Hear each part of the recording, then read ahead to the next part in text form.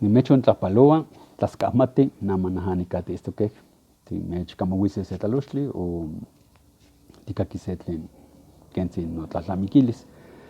Pues saludos a todos, a todas. Vamos a platicar un rato sobre lo que pienso, lo que yo creo y sobre todo la invitación es de que sigamos reflexionando sobre nuestra lengua. Y en este video vamos a hablar sobre el alfabeto.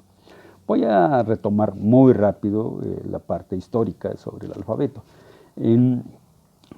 Quiero mencionarles que hay, ¿no?, como dos alfabetos principales y este inicia en la época colonial. La época colonial, cuando llegan los frailes, sobre todo ellos con la intención o con la idea, el objetivo de cristianizar a los indígenas, pues tuvieron la necesidad de hacerlo de una u otra forma y pues oralmente no fue suficiente, por lo tanto empezaron con la idea de escribir en la lengua náhuatl para poder cristianizar a todos los indígenas en la lengua náhuatl. Pero por supuesto iba a ser difícil porque había más de 70 lenguas que seguramente se hablaban aquí y que para otros implicaba aprender una nueva porque lo querían imponer como lengua franca.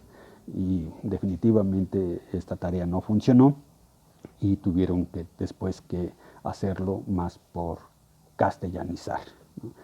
Pero en esta idea de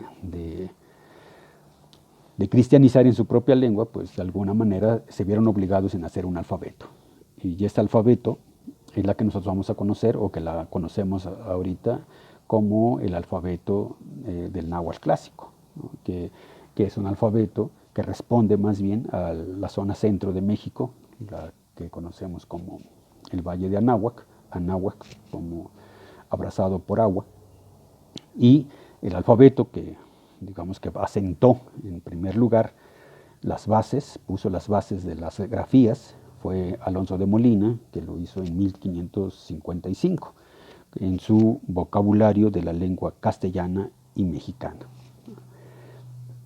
Y pues mexicana es como nosotros también lo conocíamos así, que la lengua que hoy decimos náhuatl, pues en realidad antes era la lengua mexicana, ¿no? Entonces mucha gente que le preguntas qué lengua hablaban o qué lengua hablas, te van a contestar que hablan lengua mexicana o mexicano. Y entonces en estas grafías que dejaron, pues dejaron como asentado para poderse escribir y de ahí pues muchos estudiosos de la lengua, y, digamos ya en los tiempos también modernos, pues toman como base estas grafías de las lenguas, de la lengua náhuatl que se hizo en la época colonial. Se ha modificado muy poco, podríamos decir, ¿no?, es que de estas grafías, hablando propiamente. Y la lengua náhuatl sabíamos de que se hablaba en distintos lugares, y solo que ahora en algunos lugares dejaron solamente la huella, el nombre de pueblos que hubo presencia náhuatl que ya no hay actualmente. Sin embargo, esos contactos con otras lenguas, el náhuatl con contacto con otras lenguas, pues también conocemos hoy que hay muchísimas variantes, y pues más de 30, entonces lo que se comenta que hay esas variantes, lo que quiere decir que pues es muy difícil de alguna manera pensar en que un alfabeto retomado de la lengua clásica podría resolver, ¿no?, porque las diferencias o las variantes de las lenguas en realidad no son personas aisladas quienes hablan así, sino son pueblos completos, o sea, en algunos casos son regiones de varios pueblos. Y por lo tanto, así es como se reconocen con esa variante y que forman parte de su identidad. Con todo esto, y también empezaron desde tiempos atrás, por supuesto, desde que la lucha de cómo hacer que las lenguas indígenas no se pierdan, sino más bien que se fortalezcan, que se sigan desarrollando, y ahí empiezan toda una política educativa, por decirlo así, porque sobre todo es ahí donde se daban más fuerte las polémicas, y entonces bajo luchas, bajo organizaciones, impulsaron y se crea un alfabeto un poco diferente al alfabeto del náhuatl clásico. Y ese alfabeto se consolida digamos, con las publicaciones de unos libros de texto, podemos llamarle así, en lengua náhuatl y castellano, que surge en el año de 1982-1983. Allí una participación de una organización que se llama OPINAC, me parece que fue una aportación muy importante, y implementaron entonces pues un alfabeto moderno, un alfabeto práctico, un alfabeto sencillo, con la intención de que esto lo pudieran aprender los alumnos, ¿no? Y que muchos maestros, imagínense desde el año 82, muchos maestros fueron educados, fueron formados con este alfabeto, y que actualmente es la que más se conoce, pero en el sector educativo, o sea, en el sector de educación indígena, por decirlo así. Mientras que el náhuatl clásico pues es también muy conocido, pero es por gente que le gusta más incursionar en el estudio de la lengua, y que hay muchísimos libros, por supuesto. Entonces de pronto no se conocen muy bien los alfabetos entre uno y otro, porque seguramente si hay estados en donde, o sea, estos libros de la SEP nunca no los conocieron ni los conocen, pero allí están esas propuestas, ¿sí? Y lo que quiero poner un poco en contexto de cuáles son las diferencias, ¿no? Las grafías que se utilizaron en la época colonial con el alfabeto, digamos, moderno. En realidad no cambian mucho, se hicieron algunas adecuaciones y de algunas grafías. Entonces, del alfabeto de la SEP del 82-83, se puso una J que en la época colonial la podemos identificar con una H.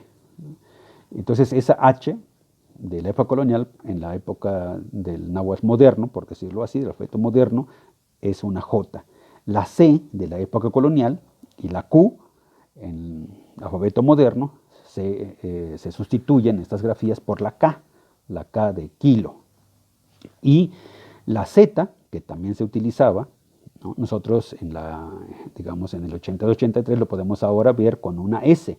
Esa S, ¿sí? que es la que existe. En la época colonial también dijeron que la Z, en realidad no había palabras con que iniciaran con Z, ¿no? Pero sí hubo esos sonidos. Incluso algunos mencionaban que era muy cercano con la S.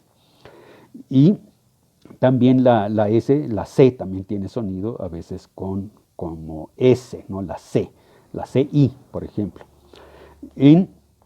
La otra es que, por ejemplo, Molina utilizó la UE, ¿no? como esa W, ¿no? Como una semiconsonante que le decimos nosotros, ¿no? La U entonces no es vocal, es una UE, suena como W, y así lo utilizó Molina, pero tiempo después le agregan una H, ¿no? Una H. HUE, por ejemplo, dice hue. Por eso la palabra huehuetlactoli lo vamos a encontrar con HUE, ¿no? Eso fue lo que se cambia, pero no se utilizó la W, aunque suene como W. Lo que quiero entonces decir que la W, que ahorita se está usando, apenas se está introduciendo, que sustituye la U precisamente. En lugar de la U quieren poner una W, y casi ya se está utilizando. Y entonces la KU, en algunos casos utilizan la KU, incluso lo incorporan ya como una grafía dentro del alfabeto, que ahora entonces ya no son 18, sino son 19, porque incluyen una KU. En otros casos entonces sustituyen la KU y ponen la KW. Ahí entre esos, digamos, a ver qué es lo que se pretende hacer con esto. Y hay entonces la otra intención es cambiar la J y poner la H, y que esas pequeñas discusiones, y a veces se lleva bastante larga la discusión, pero hay otras, me parece, que son importantes, que hay otras variantes que no están consideradas en estas grafías, que yo creo que vamos a tocarlo en otro momento. Lo que yo quiero mencionar es que el alfabeto, de alguna manera, todo el tiempo va a estar en construcción, o sea, igual que el español, igual que todos. Pero hay una cosa que a mí me parece que es importante: tiene que responder el alfabeto para en los tiempos modernos, o sea, cómo es el náhuatl en los tiempos modernos. Y no es el náhuatl que yo quiero o como quieren los otros, no, es en el cómo se usa en las comunidades, cómo se dice en las comunidades, cómo es lo que, digamos, el uso cotidiano. Eso es lo que tenemos que perseguir.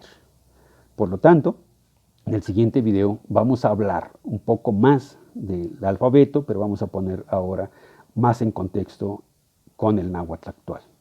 Muchísimas gracias. Tlascamati, Huamaca Wani, Masho Chiyowa, ni Tonahuatlactotl.